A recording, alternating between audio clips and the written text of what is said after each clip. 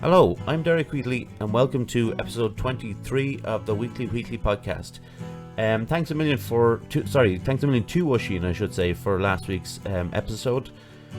His listenership has, I don't know how many he's on now, but he's high. His promotional game is quality as well, to be fair to him.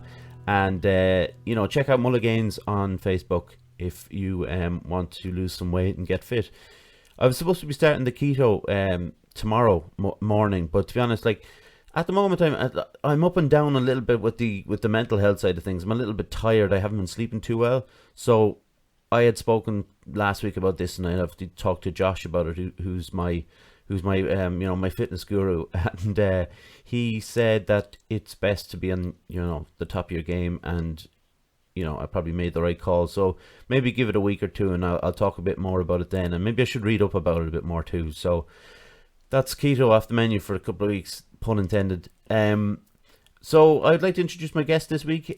She is a youth development officer in Tullamore, and her name is Anita Allen. Anita, how are you? I am well, thank you very much. How are you? Excellent. I'm good. Thanks for coming on. You're very welcome. Thanks for having me. You have no problem. We go a little bit back. We do. A few years. I would say with the Allen family in general. So, could you give us a short history of your upbringing? Yeah, sure. So I'm from Mount Temple, which is a small place between Moat and Athlone. You know, the usual things: the school, the hall, the pub, the restaurant, church, and our golf club. Every small place should have one. I come from, I think, a large enough family.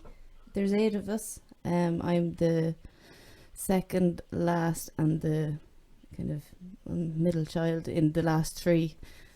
So there's 3 older sisters, 1 older brother, and 1 younger brother. Yeah. They're all quite musically inclined. Yeah. The whole family actually, like going back to Dad, and Dad would have had a couple of bands, and then recently I heard about Granny and Granddad's house was known as a rambling house. Okay. So they used to put on like sessions, and musicians would travel from far and wide to the house, and like any day you could have a different collection of musicians in the house. Yeah. So as an Allen, we're very musically inclined. Very musically inclined, and of course you didn't mention your uncle. Well, I have 2 of them. Well, I have 4 of them actually. All of them play music or have played music. Yeah. But we have, so like Uncle Tom is Tierra Dallas, and then Uncle Tony is the Allen from Foster and Allen. And then Dad would have had his own kind of Jack Allen and Alan Dale.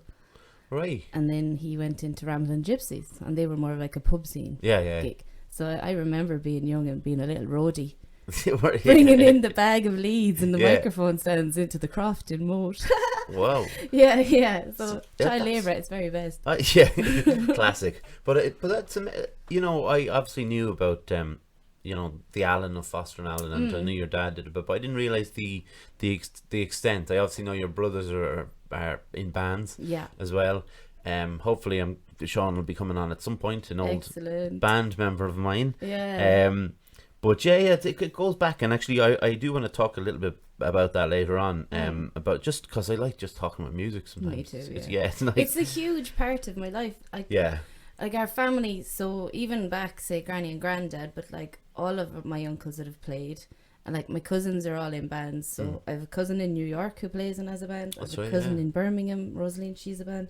Cousin Jimmy in Galway, he has a band. Wow. We're everywhere. Yeah. You can't get rid of the Allens. So on a different kind of topic then, is always our second question. Like, when did you first become aware of mental health in your life? I suppose growing up, you'd hear like, oh, such one hasn't got great nerves, or she's a nervous disposition or whatever. You don't really think about it too much. But for me personally, I suppose my journey kind of came in through when I was in second year in college, and a good friend of mine, very close, passed away. She was in an accident. And nobody sat you down at 19 and explained, this is grief, this is bereavement, you're going to feel this way, you might feel this way, and that's okay, and it's perfectly normal. Nobody did that. So I went through the kind of mill insofar as the depression kind of came through the sadness, but then the anxiety came through not knowing what was going on with me. And then like you're going down to college and people are looking at you and they're giving you the sad head tilt. Yeah. And you're like, oh man, really don't want that. And then they're upset. So throughout all this and the weird way my mind works, I was like, I'm making these people sad. My presence is making these people sad. Yeah. So then I just didn't want to leave the house, because in your twisted thoughts, you kind of go, well, I'm the problem. I'm upset. Now, obviously, I've gone through my work and my process, and I wasn't making them sad. They were sad anyway. But that's just how it kind of manifested in my head. So then if I want to go to the shop, I'd have to like sit down and psych myself up for an hour, saying it's going to be okay, hands sweaty, you're fine, you can make it down, go. So yeah, I wasn't necessarily going to all of my classes. Sorry ma'am, sorry dad. And I wasn't necessarily getting all my assignments in. So a friend of mine in the class said it to the lecturer that, you know, Anita's struggling, she's not able to come down, she's got certain things going on. And he got in contact with the chaplains in the college, and Father Loftus and Sister Breach, fabulous people, and we had met them say previous, because we did a memorial for Elaine in the college. Okay. So they would have come up and they were talking to us about it. But this day, I'll always remember this day, it was about 3 o'clock, and the door knocks and you're kind of going, oh, who is this? And obviously I'm already nervous as to why is anybody knocking on my door? And he's got a pizza and a big bottle of Diet Coke, because I don't drink tea or coffee. Never really did, apart from maybe once in Joanna Keogh's house, because it was forced. once. Forced. And just this, I don't know, atmosphere of calm wafted in the door. And the fact that he'd even remembered I didn't drink tea or coffee was just mind-boggling to me. I was like, this is a good dude. Yeah. So the two of them came in, Sister Breach and Father Loftus, and it was just, he asked one question, and it's one question that I always use myself with kids. Yeah. It's like, what is going on for you today? What is going on for you? Yeah. It's very simple. Instead of going, are you okay? That's a yes or no. What's going on for you? Yeah. Well, today I did this and that, and how, you know, went into it. But that simple question unlocked everything for me, and everything just came out of my mouth. It was like, I miss her. I don't understand what's going on. I think I'm going mad. I can't get out of bed. Oh my God, everything. Yeah. And he just pieced it together for me. And in relation to the anxiety bit, he was like, okay, so what I want you to do is just get to the gates of the college. If you get to the gates of the college, come down to the building. If you get to the building, go in the door, try and find your room. If you can't do it, come to the office. Yeah. So it's the chaplaincy office. So I did that, and because I knew I had that like net, I knew, I was like, oh, that's okay, I can try this. So slowly over the days, I did it, and I was going to class. And now there was some days where I was not so strong, and I'd go to no, strong's not the right word, but you know what I mean. Yeah, I know what you mean. Yeah. Not so feeling it. Yeah. So I'd go and I'd sit in his office, and even if he was off doing other work, I'd be sitting there just kind of doodling or listening to meditation or listening to music, or just having a safe space. Yeah. And knowing that somebody was going to be there to help me, to support me, to listen to me. And like that was Monday to Friday, and the weekends I come home, and I had 2 jobs, so I was working in Super Value and I was working in Corcoran's and Pub. Yeah. So I'd finish one job, I'd go to the other job, and I was very good at hiding it. Well, I think I was. You know, putting the mask on behind the bar. Everything's great, everything's mighty, sure, you know, blah yourself, blah.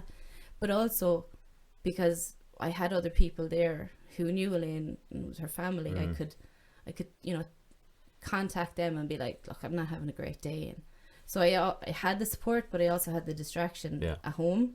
But then in college, I didn't have anything. I just had absolute sadness. Yeah. What?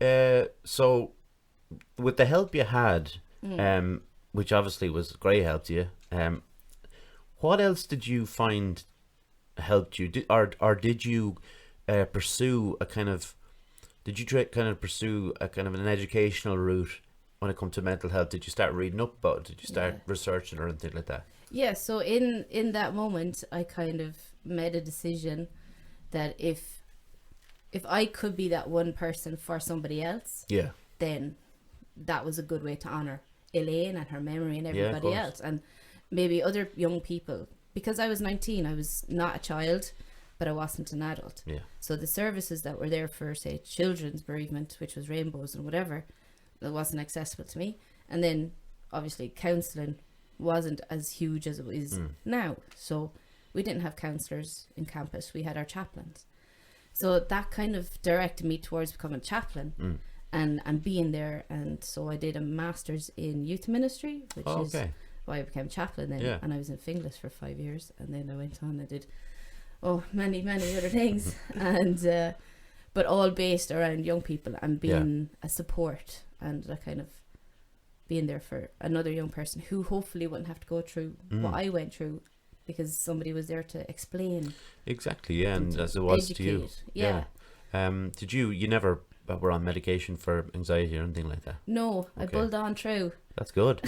I mean, if you can do it, because I do mention it quite a bit, and the only reason I do is because there is that feeling of, it's almost like, well, on this side we have people who are fine with medication and they think it's a good idea, and on the other side they're like, no, you shouldn't take medication. And why is it an argument? It should just come down to the person who wants to, you know. Absolutely. The way I look at it is, I suppose if I kind of knew what was going on for me, I probably would have had medication. I probably would have asked for medication to help me through it.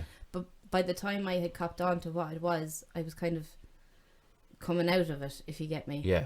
And then because I was educating myself more about it, I could manage it more. Yeah. And I was aware of it, because like I remember I wouldn't sleep. I'm still not a great sleeper. You there saying I haven't been sleeping in nights. I'm like, I can relate. Yeah. Is it overthinking at night? Absolutely. My mind will not shut down. You know, it's just constant plan A, B, C, D, E, F, G. Is everybody okay? What's going to happen? Do you think a lot of that is propelled by anxiety then? Oh, absolutely. Yeah. Okay. Yeah. My mind's a busy mind, but it's always worried about something. Yeah. But so I kind of looked to the help that they gave me as this is a jumping off point that I can help somebody else. And I've kind of worked in jobs where I can do that. And then I went on. So I did my master's, and then I was a chaplain for 5 years up in Finglas, which in itself is an experience.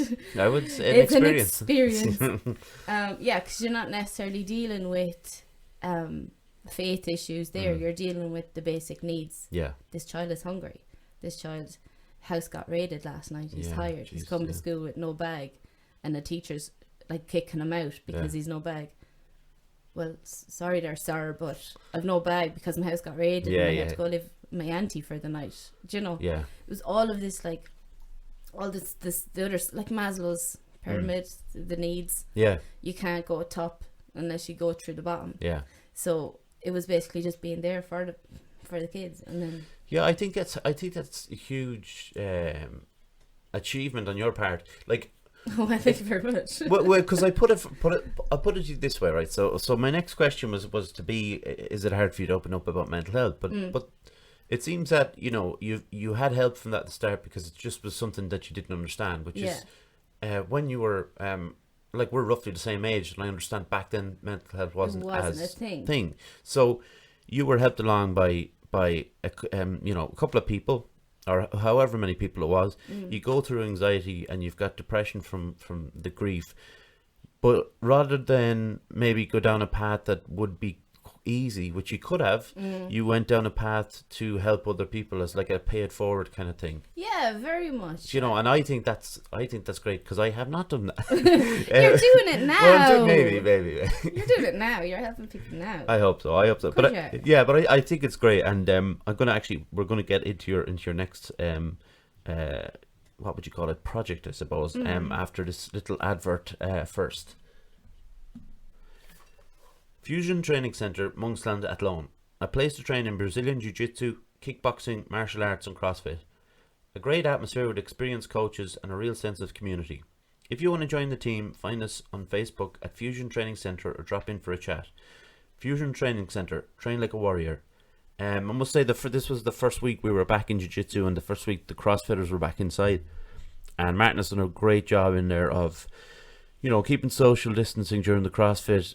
Then when we're doing Jiu-Jitsu, we check temperatures. Everybody's, signed on to kind of an honesty agreement where if you are feeling unwell and you've got a sore throat or whatever it is, you don't come in to training. So kind of he's relying on people to be honest and truthful. I know everybody loves to train, but you know, cop on, you know, if you're sick, you're sick. But yeah, fair play to Martin. So we keep if you wanna train with us in there, come along. It's good crack. Only got choked a couple of times this week, so that's not too bad. So Anita, you mentioned about obviously you said you worked in Finglas, but you also worked in Knock. Yeah, so I was a chaplain up in Finglas for 5 years, and then I came back down home to be the youth ministry director for Ardagh Clonmacnoise, so around here. Yeah. And then I went to Knock for a year as the youth ministry worker. So it was kind of retreat facilitation, and then we had a volunteers kind of service during the summer, so it was called VAX. It was volunteers at Knock Shrine, but it was all young people. So I quite enjoyed that.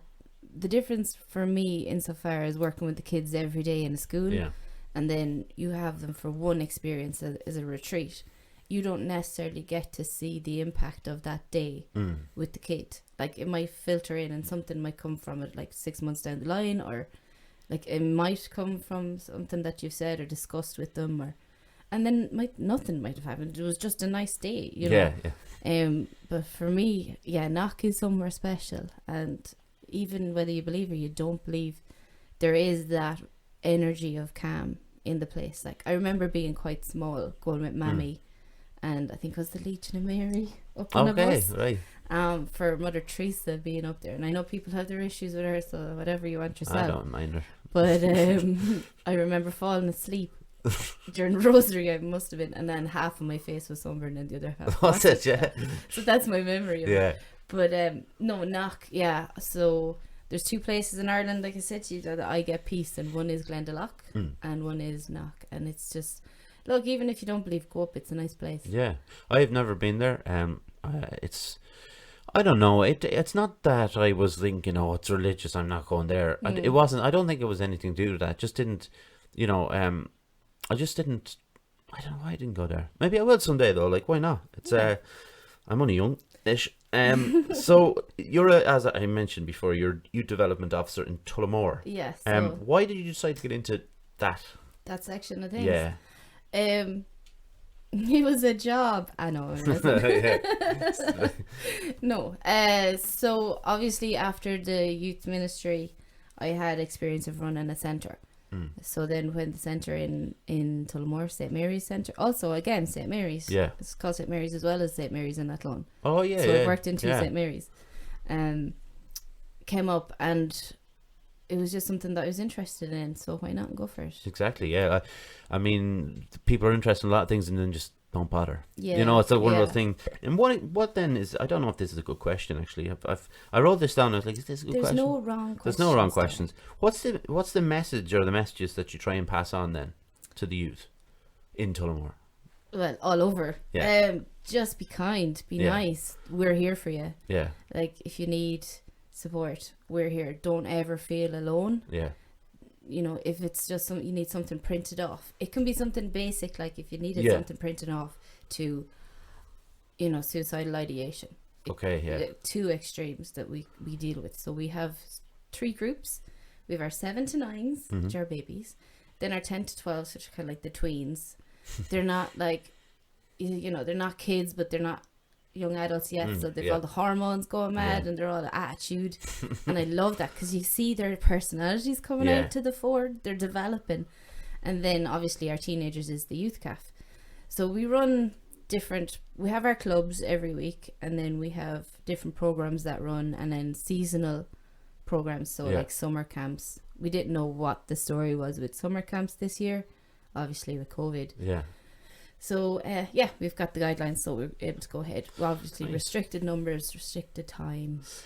What do you do then in summer camps? Is it sports, and is there what's the kind of program? The program, it's varied. Yeah, because our kids have all different interests. Yeah, of course, yeah. And I have like a team that have different strengths. Yeah. In different things. Yeah. So some of the guys, just like the teenage boys, they'd play soccer in all day, every day. But that's not fair to the other guys who like gaming or like playing pool or, you know, like cooking. Yeah.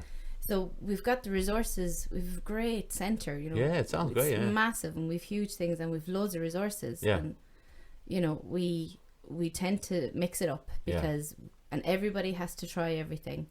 You can't just join in for the bits that you want to do. Yeah, yeah. You know, you have to try it, and music, obviously. We have to put our music in.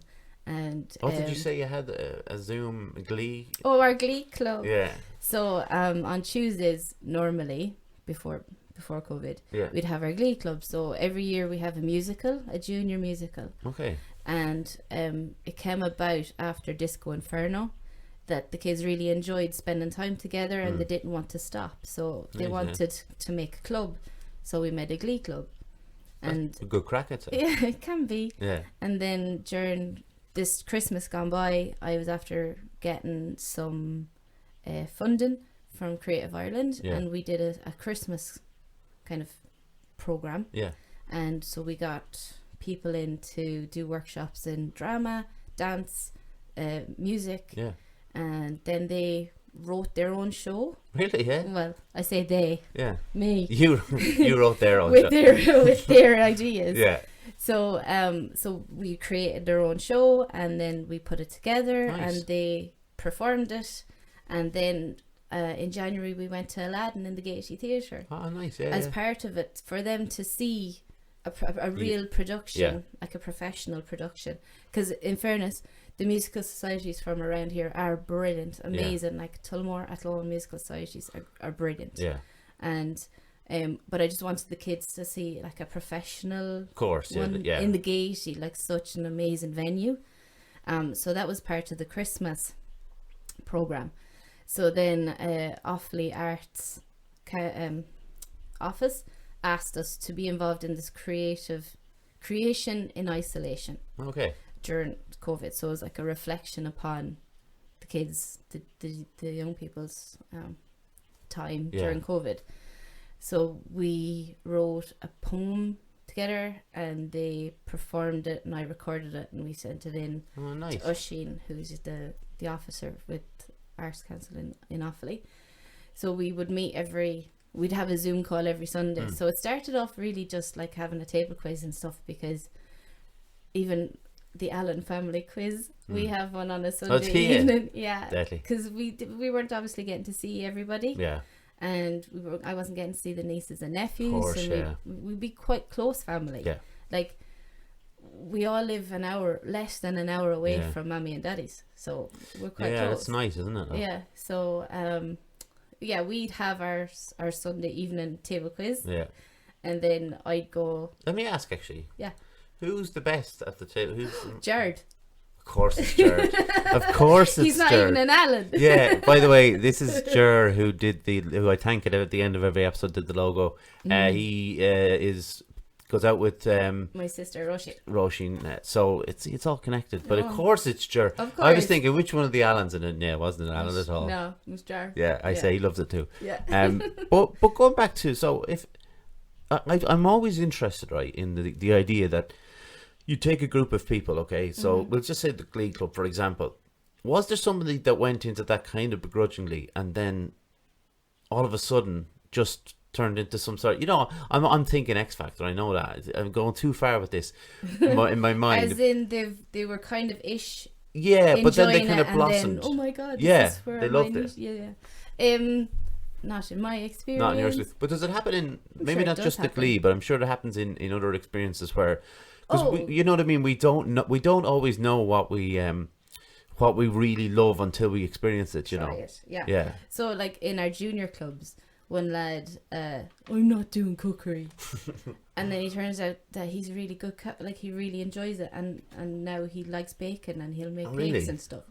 So this is what you're talking about. Yeah, exactly. Yeah, this is like you don't necessarily know what you want until you try it. And I think that's what's great about what you do over there, because like you've mentioned, the 4 or 5 things there alone, they can kind of dip their toe in the water of every one and figure out, if this is for them and if it's not for them, and it's fine, like, but to just discover at a certain age is brilliant. Yeah. Rather than kind of realizing to the age of 30 that you should have, pursued something. Now I've started golf. Damn it! Yeah, I should have done it when I was 12. like yourself. You should have. Yeah, you could have been like, I don't know. I was gonna think of a golfer there, and I was like, terrible. I don't know anything about golf. But so you're a very busy person all the time. So I'm gonna another thing that you did. So you did a cert in mental health and AIT. So actually, first of all, tell us a bit about that, if you don't mind. Okay. Yeah. So there was a period of time where I didn't have a job, so I'm always kind of like, I like to be busy, but equally I need my downtime. Yeah. I have to find that balance. And even now, I had this conversation with some of the girls the other night. It was like, I'm all work, and now I need to try and balance my downtime or even just me time. So in order to do that, I took up golf last year in Mount Temple, and I love it. And it's not like you have to be pushed to play golf. You can anybody can play golf. I've even done it. Oh, no, see, there you go. There you go. So the perfect ladies, example. Yes, the ladies in Mount Temple are very good at supporting you if you're learning. But anyway, that was what I've done for the me time. But so I try and always have something to be doing, or else I feel like yeah, you start to think too much, start to worry, all those things come on top of you. Yeah, so I was looking what I could do when I wasn't working, and a course came up in AIT through UCC Cork, and it was mental health in the community, and I was like, oh, that's something I can do. So I did that. So it kind of went through how I could be supportive in my community with the different community groups and understand mental health and understand the different avenues that one could go down to be a supportive mental health in the community. So what I learned from that mostly was from the group of people that we had together. We had a little, there was maybe only 20 of us in total. Yeah. And the relationships that we formed throughout that was maybe the biggest thing that I took from the experience. A lot of it, there was assignments and there was a little bit of stress, but it was because of the people that I was with, learning, doing it, that I got the most from, if that makes sense. Yeah, no, it does, for sure. And do you know, to have people kind of out there, obviously you work in the community, for the community, with the youth. So that's the most important thing, I think, when it comes to mental health. I talked a bit last week to Oisin about mental health in schools. Now, he's 22, so he's obviously out about 4 or 5 years. Yeah.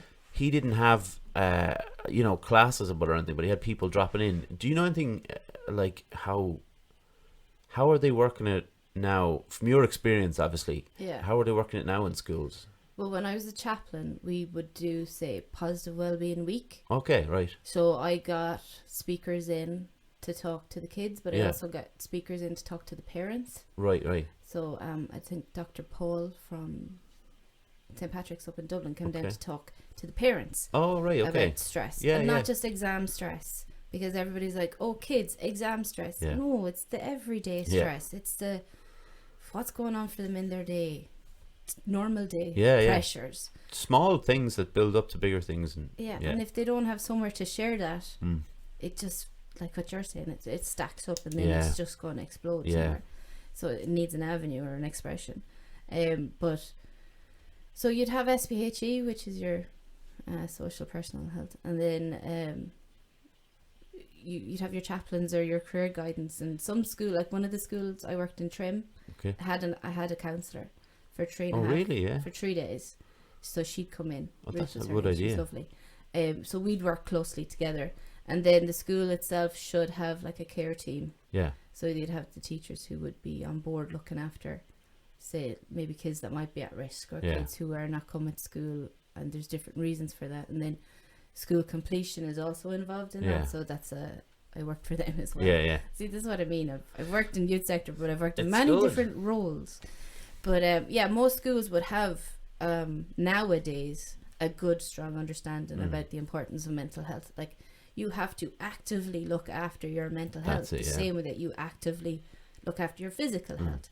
Like, you have to learn about it. You have to be aware about it. You have to catch yourself. You know, if, like, I know the days, like, thankfully I haven't had to deal with the depression for a long, long time. But there's days where I'm low energy, where I'm tired, where the thoughts of having a conversation with somebody drains me. Yeah.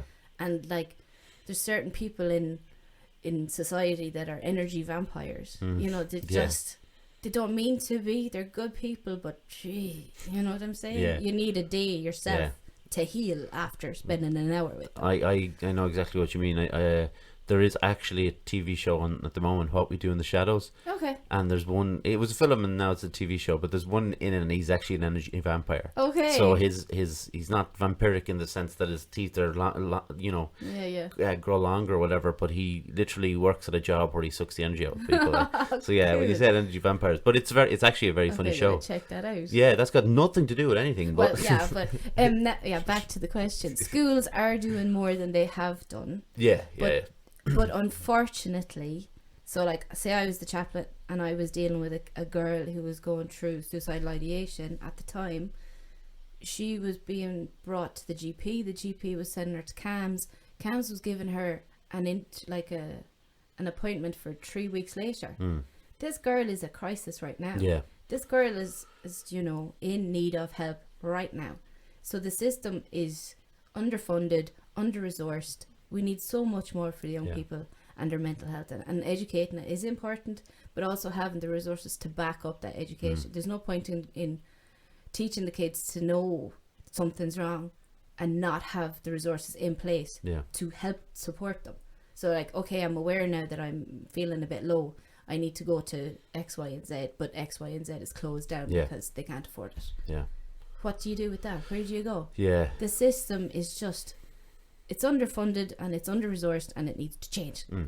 Yes, I agree 100%. I think I obviously do not have experience within the youth side of things, but obviously I have spoken with this before, but it's worth mentioning every time that there's people who are feeling suicidal and they're told, we'll give you an appointment in 2 months. Like, it's so ridiculous. I might be fine in 2 months. Yeah, that's the thing. And then you come back and you try and tell them, you can't remember how you felt because your brain was scrambled. Yeah. You come back and you say, well, I'm not as bad now and this and this. But then you go away, a couple of weeks later and it starts again. It's so tough. And 2 months is long for an adult, but it's way longer for a kid, like, who's waiting on an appointment to see a counsellor or whatever it is. So when you're working with the youth in Tullamore, I don't know how many times I've said Tullamore in this. It hasn't come up yet in this. So how do you apply your own experience in mental health? And I mean, your own anxieties and worries and things like that. As in, how do I manage my anxieties? Yeah, well, actually, that, and also how can you, if someone comes to you, and you can see the symptoms or whatever it is from them, what can you do for them? Or is it something that you will need to send them to a counsellor, or, because I don't really know the way, obviously don't know the setup, so just interested to see how it, comes about. Yeah. So we obviously go with our child protection. Yeah. And if a kid comes up and he or she says, I'm not feeling great, I feel like I don't want to be here anymore, then your first protocol is obviously to support that young person in that moment and, get them to talk about it. But also you have to kind of either get them to tell their parents or you to tell their parents. Yeah. And then hopefully from there, that conversation, they go to the GP. Now, if the parent isn't on for that, I can kind of go over their heads because it's a young person at risk, and anybody in the community can actually, if they see something that's not okay, or if a child is being neglected, or if they're at risk in any way, shape, or form, you can go over the parents' heads and you can go to the guards, and GP. So, but we've good kind of links in with the suicide prevention officer, which is Josephine Rigney around, and Jigsaw and Kaz. I don't know really much about them down here, but I know that they are struggling. So basically you just be there for that young person in that moment and do your best, but then you have a duty to care to make sure that they're safe. How hard is it to forget about it when you go home though? Like, that's why my head races. Yeah. because you're worrying about them. Of course. You know, especially if they're, like you're saying, about like vulnerable at home and stuff. It's bad enough if anxiety is the problem for them, you know, but for something where they have to go home every evening and face the same thing over and over, whatever it is, whether it's neglectful or worse than that even. Yeah. And I imagine in your, you know, the way you are, you probably become quite close to these kids. I do. Like, they're my kids. Like, I think of them as my kids, and if something's wrong with them, then that impacts me. So then also I have to be professional insofar as build my bubble, as in your rose bubble, and you look at everything through the rose bubble. Yeah. And you have to leave it there because work is work.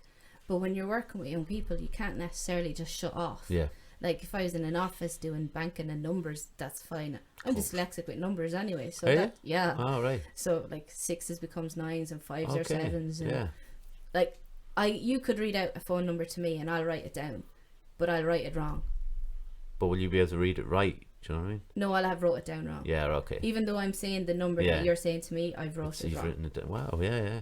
So I know what you mean. So that if you're working in an office or anything like that, I can leave that. Yeah, you can shut it down and go home. You know, I think it's great what you're doing. I know it's happening throughout Ireland, and I hope that they keep the funding going with it because it's so important. Need more funding. Yeah, now, I don't know what this new Minister for Children is going to be like. I don't know who it is. Good question. See, it's Rod. Oh, Roderick. Oh, yeah, that Roderick. Yeah, so that'll be interesting. I'm sure he'll know all about. Yeah, but look, we just do our best, and it's not nice. It doesn't even have to be, oh, you're a youth worker. You have to. Every adult, like if you look back through your say younger days, and you go, they were a role model. They were a role model. They were a role model because they took an interest and cared about my well-being. Yeah. Like I have Esty and I have Vera, and they were my camogie coaches when I was younger. I hold them in high regard, and even still high regard, and that's because they cared about me and my well-being. Like I was a bit of a beast on the pitch. Like I loved it. Yeah, just get in and tackle. But it was also somewhere I could curse. Oh, really? Yeah.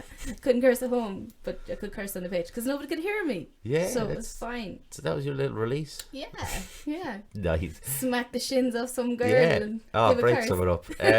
So actually, how do you go from that then, something that's so physical, to golf then? What happened there?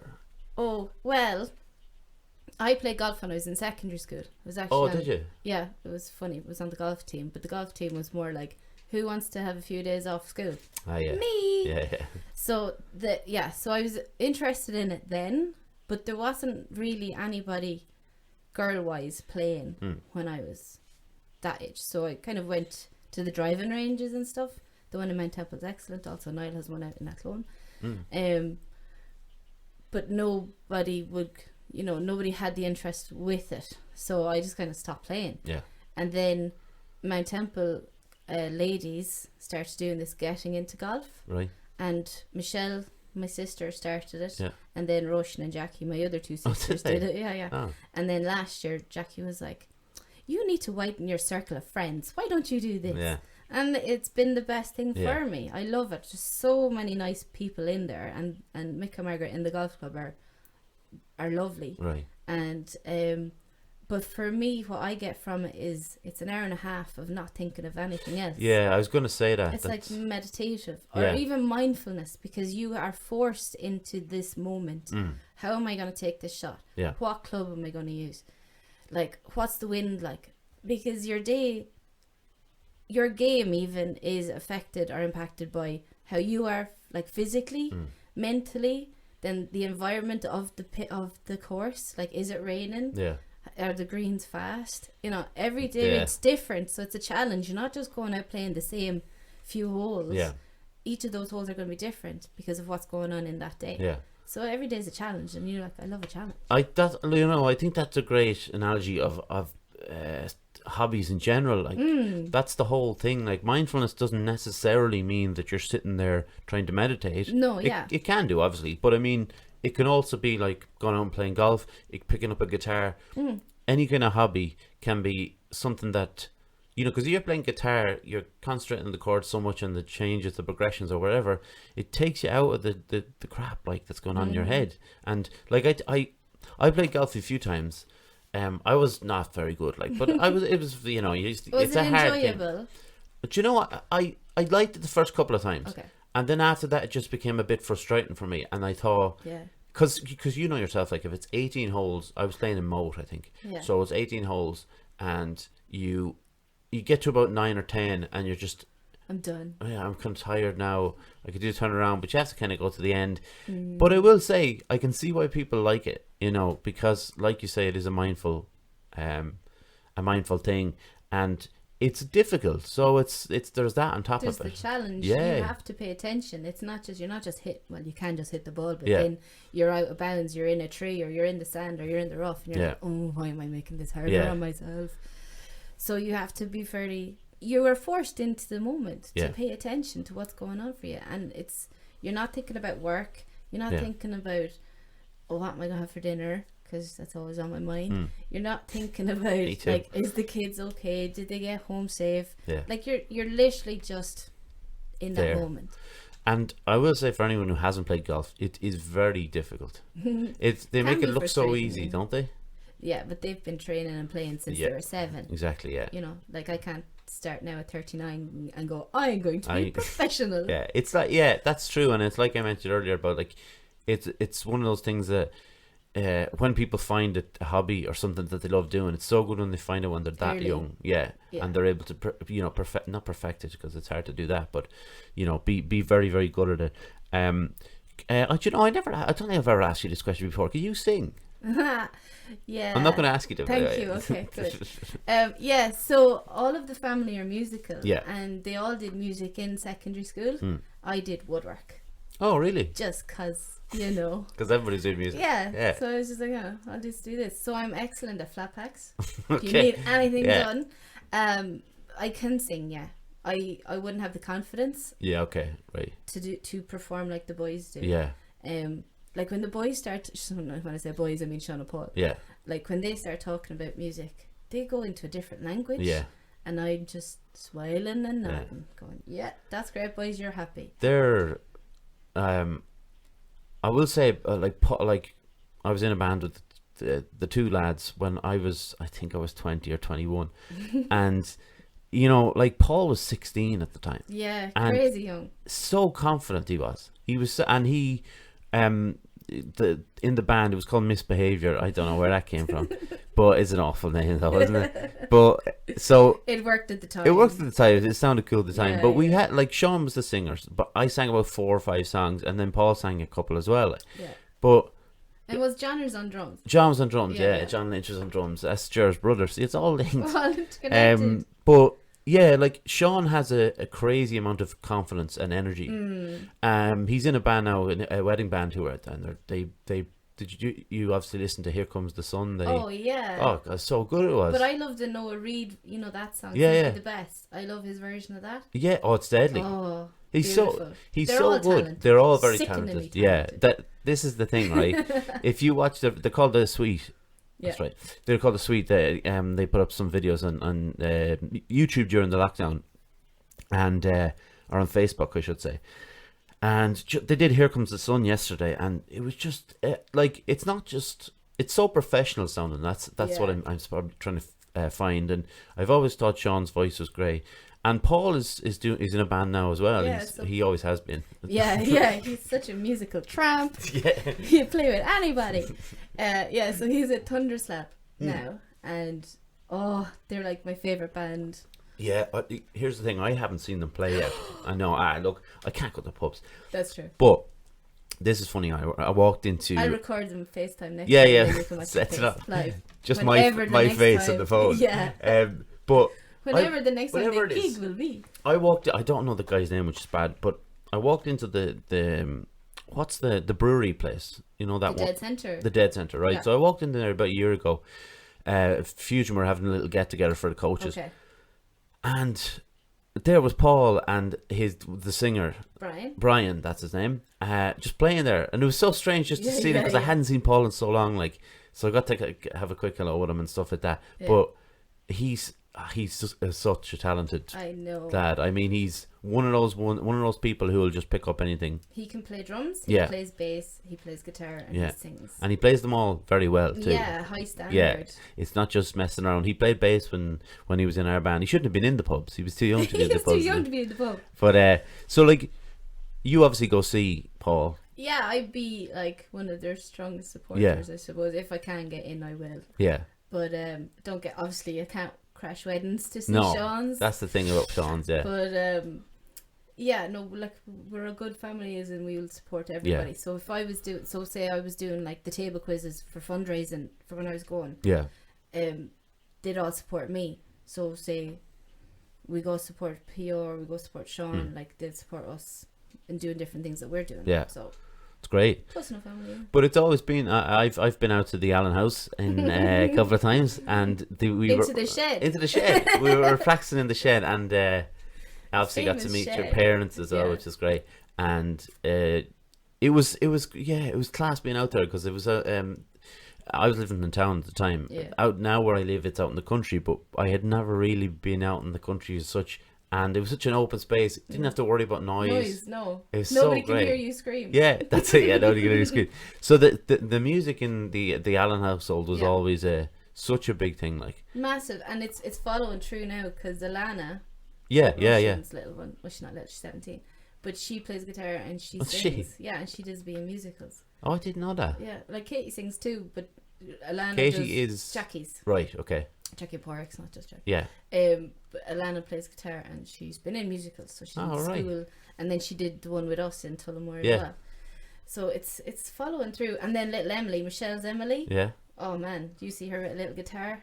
Yeah, she loves music. Wow. She loves music, so it's just in the genes, like. Yeah. So like, if apart from golf and music, what else do you like to do in your spare time? Movies. Yeah. Okay. Oh man, you could lose me for days on the couch just watching different movies. Deadly. Reading books. Yeah. I like hiking, but I'm not very good at it.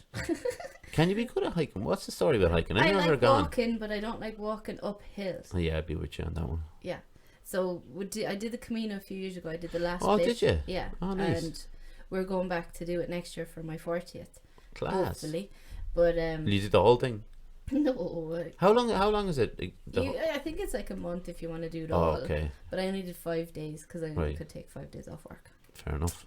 If and when I win the lotto, that's what I'll do. Then you can do that, yeah. Yeah. But so next year we're hoping to do the last section of it again. But like Roisin, Michelle and Jackie are going to come with me, and a few of my friends, and my cousin Bomber and his wife Gina. Nice. And it's an open invitation, actually. Whoever wants to come. Everybody's going. Come on. Why not? Like, yeah. That's I really a great idea. I really enjoyed it, actually, because there was no pressure when we did it. It was like loads of people do the Camino for many different reasons. Some it's a pilgrimage, some it's like I want to do it so I can say I can do it. Some people run it just like as an extreme activity. Yeah. I ran the Camino, and look, you do you, boo. Yeah. Whatever you want to do makes you happy, you do it. But for me, it's just going to be a nice walk, stopped with maybe a beer for lunch and some food, and walk on a bit again. Yeah. Like I remember doing it last year with Neve, one of the girls, and we'd get up at 6 and we'd go off and we'd have a breakfast and we'd go on, and then we'd stop somewhere around 11. Nice, yeah. Then we'd walk on another, stop somewhere around 1, have a snooze by the side of the road, because it was the hottest part of the day. So of course. You'd have your snooze, and then you go on again, and then you get to your next town. And we worked with like the Camino Travel Centre. Okay. So they booked all our places, so we didn't have to book them. Yeah. So we just had to make sure to get to that spot before nightfall. Yeah. So there was no pressure. That's great, though. That's the way to do things, I think. Oh, God, like, you know, if you're going on holidays or you're going for something that's a leisurely... make it leisurely. Don't have the thoughts of it unnerves me, but, like, I know what you mean. It sounds deadly. And everybody's so cute, because there's this Buen Camino, so you have to welcome. You don't have to welcome, but it's, like, the done thing. Yeah. So if you meet anybody on the road, it's Buen Camino, so it's like, welcome to the Camino. You're, like, forced interaction. But it's nice. Yeah, that's gentle. Nice. Yeah. That's if it's gentle, if it's not in your face. Yeah, aggressive. Buen Camino. Hello. Yeah. But I when I talk to people who are into movies, like, you know, it's the easy question is asked is, what's your favorite movie? What's the worst film you've ever seen? Avatar. Oh, Joe. I fell asleep in Avatar. Oh, did you go see it in cinema? Yeah, I fell asleep. Avatar is dreadful. I wouldn't put I would put it in the bottom, maybe 20, all right. But it's one of those films that just there's no need for it. It was just, do you know what I mean? Like, what was the point? In actually with very good year, there was some good films that year, The Hurt Locker and things like that. Oh, there was another one I saw, the Ad Stella or whatever, the new one with Brad Pitt. Did you not like that? No. I thought that was all right. Yeah. What's it called again? Ad Astra. Ad Astra. Yeah. I was close. Stella. I was surprised. Oh no, I won't say because it's a spoiler, and I won't. Even though I hate the word spoiler, but yeah, Okay. But I won't say it. But I'll say it after. I'll tell you after. Okay. Yeah. I always ask people their favorite films, and people. I was only talking to someone about it the other day. It's very difficult for people to narrow it down at times because there's so many different types of movies. Yeah, right? yeah. So I'm a major Harry Potter fan. Right. Love them. Yeah. Love them. Then I also like V for Vendetta. Yeah. That's and then good. I like Beverly Hills Cop. Oh well, that's another. Do you know what I mean? Yeah. I'm not like your soppy kind of girl type thing. Okay. So I've never seen Notebook. I've never seen. Did you ever see Terms of Endearment? No. I get you. Really? It's great. It is very funny as well, though. So. Okay. But it's tough to watch. Okay. I'm not people always say about rom-coms and things like that, like against rom-coms, they're fine, they have their place. Yes. But there has been one or two I've watched where I'm like, that's actually quite clever. Like, I wouldn't throw them in the same bracket all the time. Yeah. But yeah, I think it is hard to name. I think if you sat down, like Jura asked me to give me my 10 favorite films, but I was able to rattle them off just because I think about it. The Angry Men one you love, I love. It's just brilliant. I actually watched it recently again. Did you? Yeah, and it's just a spectacular group good dynamic. Yeah. Do you know what I mean? If you're exploring group dynamics, watch it. It is the greatest because it's just like, I know there's people say there's one room, there's the toilet as well, but we'll say just there's one room. Yeah. With 12 really good actors, and like you say, the group dynamic and the power of I was going to say persuasion. It's not about persuasion. It's more about just the power of rational thinking, to figure out whether this kid killed his dad or not. And like my dad rang me the other day and he watched it last week. And he hadn't seen it since he introduced me to the film. Oh wow. Yeah, so he watched it, I think it was on TCM, he said, and he loved it. He just thought it's such a good film. And when I was living in Cashlanreda with the lads, Jer asked me what my favourite film was, and I said it was that, and his is the same. Like, and I had obviously never met, apart from my dad, people who had seen it. So yeah, because it wouldn't necessarily be your common one to watch. But it's funny. I think if you go on IMDb, I think it's like in the top 10. So it's always one of those ones that like real film buffs will have kind of checked out because it's always talked about by other film buffs. But I'd be the same as you. I would definitely love to just sit down. I'd sit down for three films in a row, no problem. Like happily, fire lit, couch on, popcorn there. Yeah. I'm solid. Leave me alone. Happy Don't out. come near me. Yeah. Phone off. I'm fine where I am. Yeah. I need to decompress after all my day. Well, this is it. Like, and this is on your days off. Like, if you're, if you're not going playing golf, whatever you're doing, you have to like.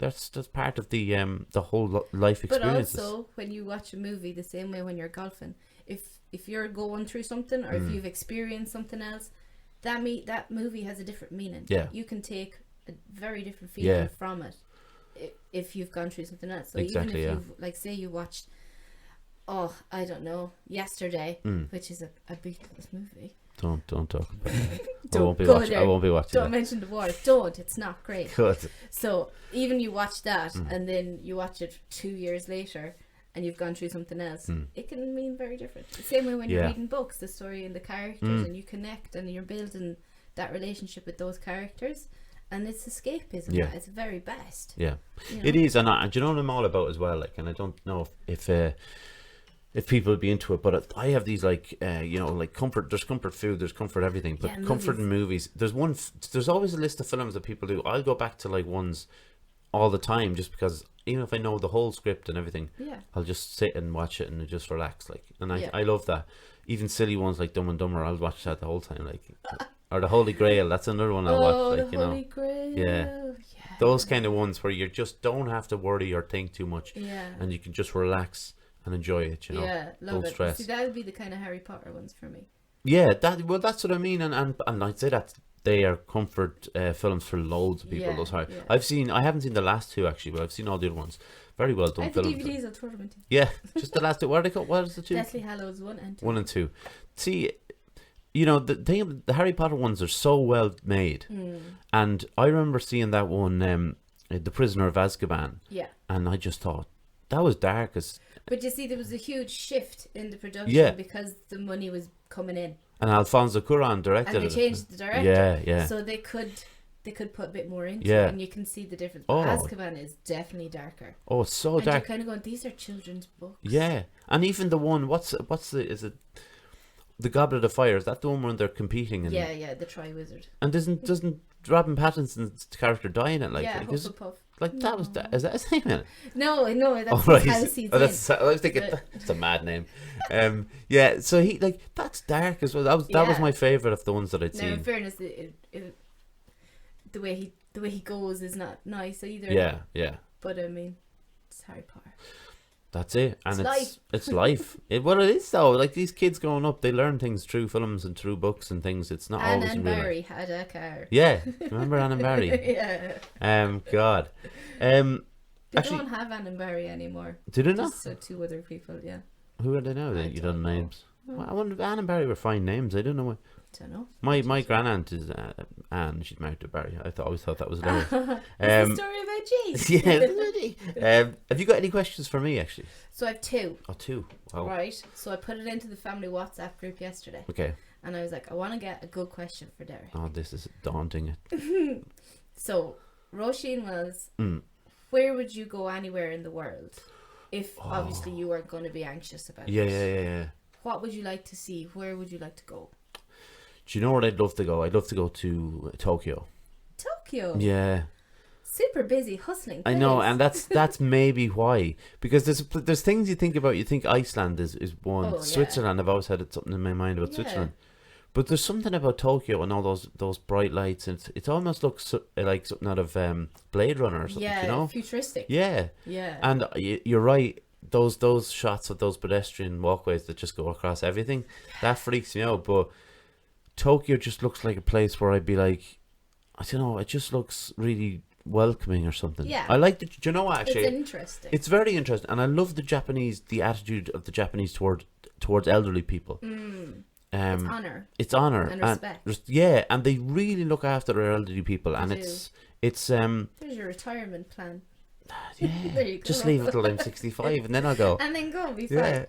But yeah, I would answer. That's a good question, but yeah, like close second, Iceland and Switzerland, but top would be Tokyo. Cool. Okay. Yeah. And second question came from Paul Pio. Oh.